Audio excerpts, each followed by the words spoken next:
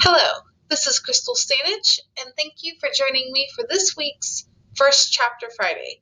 Today I will be reading from the first chapter of A Castaway in Cornwall by Julie Klassen. Hope you enjoy. Chapter 1.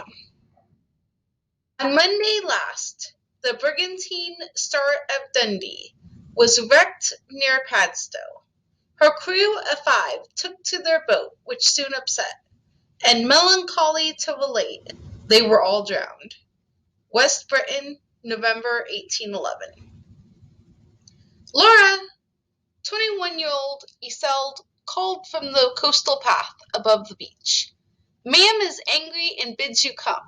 You left something foul in Wenna's best pot again. Laura's stomach sank.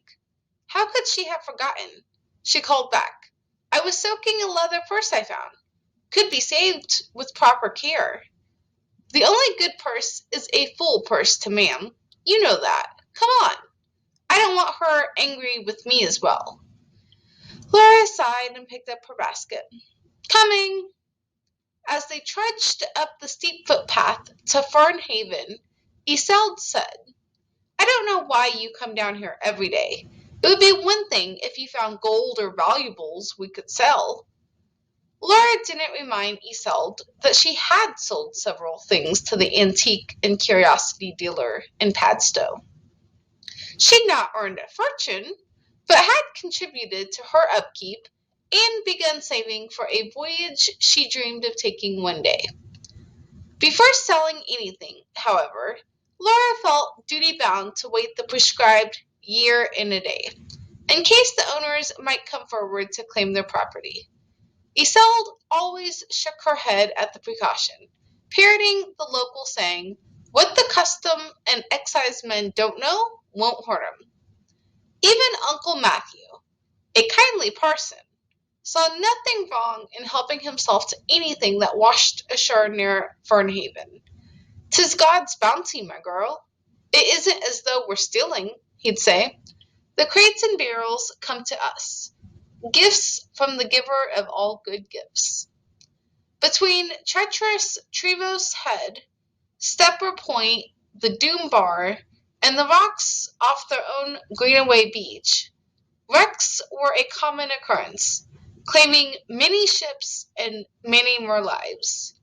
In fact, the Treeworth Point, near their home, Laura could look down onto the rocks and see the remains of more than one shipwreck, the wooden pieces half buried in the sand like carcasses, the spine and ribs of giant ancient birds. Many local dwellings and outbuildings had been built of salvaged ship timbers.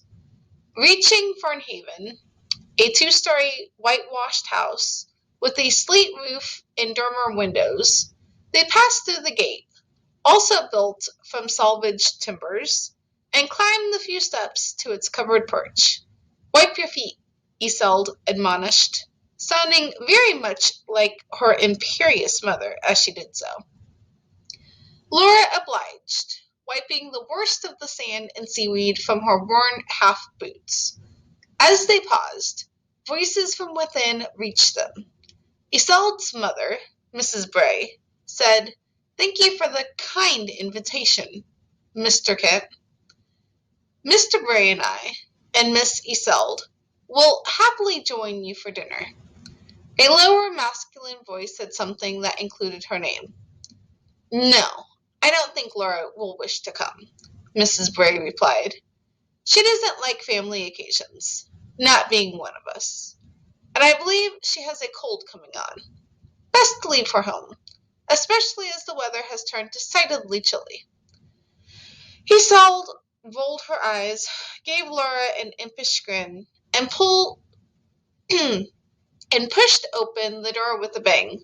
We're home, ma'am dear.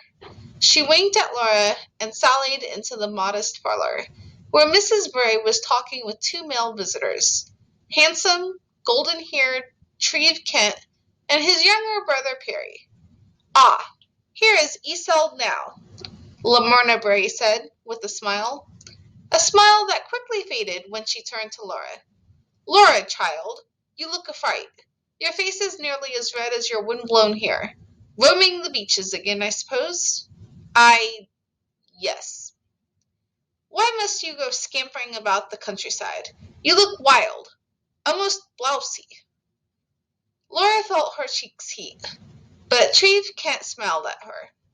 Actually, madam, I think her eyes and complexion are quite brightened by the exercise, and her hair shone to best advantage.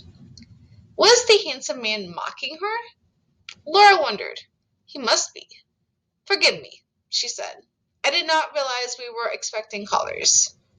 We've come unannounced, I'm afraid, Treve replied. Unpardonable to a town, miss, I suppose.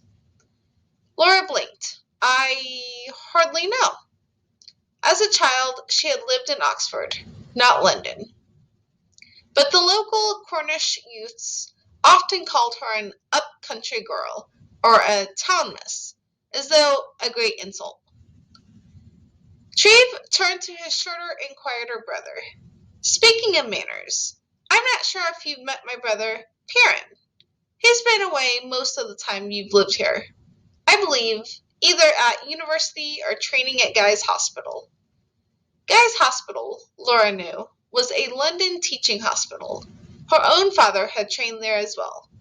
We have met, Laura said, though I don't expect he will remember. The dark-haired man smiled shyly at her. Yes, I remember you, Miss Laura. And what about me? Isolde asked with a coquettish fluff to the blonde curls framing her face. Of course I remember you, Miss Isolde, Perry bowed.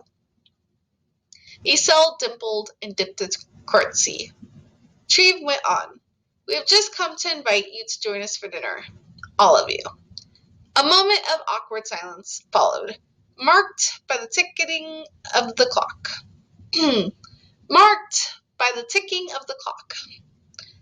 Mrs. Bray said nothing, did not even look her way, but in her stony profile, Laura saw her irritation. The woman probably thought Laura would jump at this chance to override her wishes and experience an evening with the local gentry. But Laura knew too well that Mrs. Bray did not want her anywhere near this particular gentleman. Instead, Laura said, Thank you, Mr. Kent, but I shall have to decline the pleasure.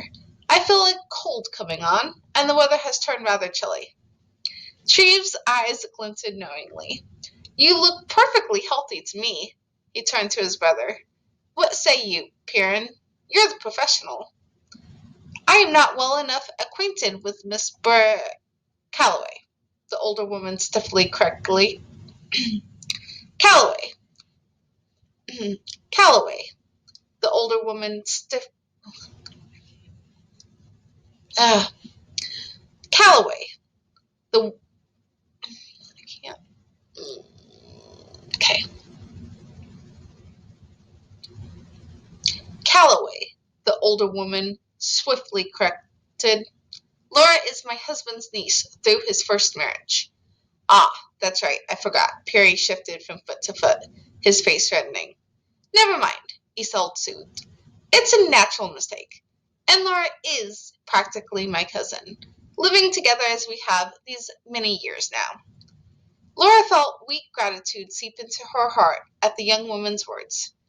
Dear Isolde, she was probably only saying it to curry Treve Kent's good opinion, but to her credit, Isolde had always treated her like a cousin, and not an unwelcome addition to the family.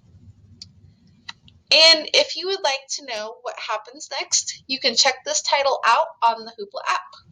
Thank you and have a great week.